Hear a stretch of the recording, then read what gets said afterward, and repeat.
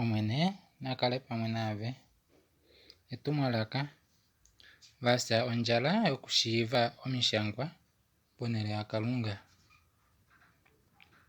Ino indila wushiive omishangwa, indila wushiive Kalunga.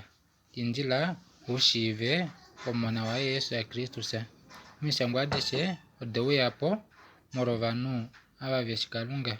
Dashangwa okulondwela nokuhololamo omangela Kalunga kovanhu ava inavashiiva Kalunga, opo dipendule muvo ehalo lashili lokukonga nokushiiva Kalunga vo oovene keshe gumwe pawaandimwe.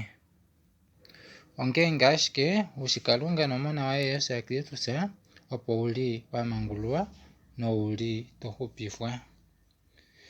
Ngenge owuudu ewi laye ndele todhulika kondaka yaye, topulakene kuye efiku nefiku tomulandula. Kashifi ngenge wushi omishangwa.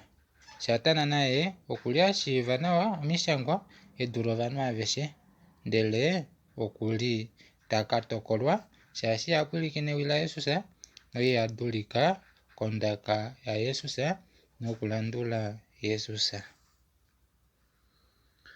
Ovalumenhu novakiintu aveshe vashanga omishangwa oveli veshi Kalunga lela novauda kuye meyukililo. Vamwe vauda kuhe navamwe ovauda komona, naasho olo etomeno vashanga eshi vashanga. Omashangelo avo aeshe eli anwifwamo komwene Kalunga oshili nokushi okulineekelwa, kakele kwaa vashanga kuvo oovene paeshi pashipango shaKalunga. Okuli omaliudo awo nande muwo omwayada eendunge nounongo, okuli ashike tawu apalele ethimbo lyontumba ilo onkalo yontumba.